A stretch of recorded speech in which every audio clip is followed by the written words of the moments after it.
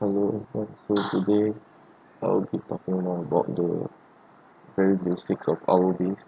This time about how to use the ultrasonic sensors. So first, how do ultrasonic sensors work? So ultrasonic sensors work by sending a high frequency wave and waiting for that wave to rebound from something, and then using the time it takes to bounce back, you'll calculate in terms of cm or mm or maybe meters how how far the distance is from an object in front of it. Yeah. So on the so how the ultrasonic sensor is connected to the propellancy board is by three wires for each ultrasonic sensor. So one is 5 volt, one is ground, and one is the signal that's gonna be sent. So most likely the distance. So before we get into the coding part, oh wait, one more thing. So how you call the ultrasonic sensors? There's some pin numbers over here that you can see. You're not able to see this picture, but on your propeller board you'll be able to see some pin like 14, 15, 16, and 17. So depending on how you connect them, you have to change your code in like how you ping them. So yeah, they are all based on a number. So before we get into coding, I will be showing you something I have just put out. So that's what the code will be doing.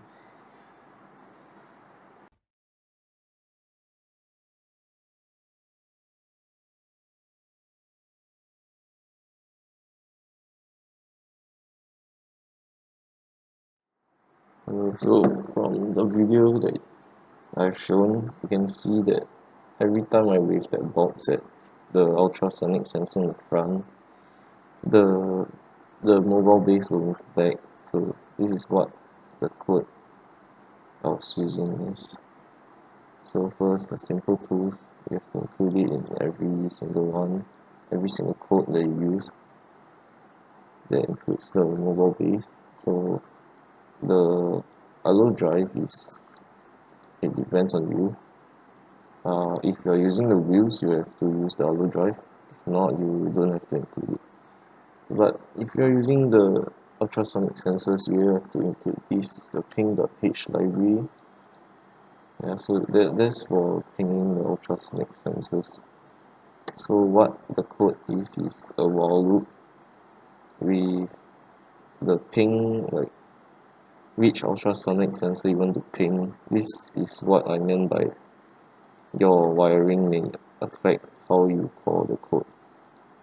Yeah, so it's just a very small part. So the pins that you call is how you connect. So for mine, the front ultrasonic sensor is connected to pin 14.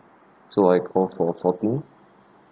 So what I have next is saving that uh, cm value of what the ultrasonic sensor get into this variable called distance.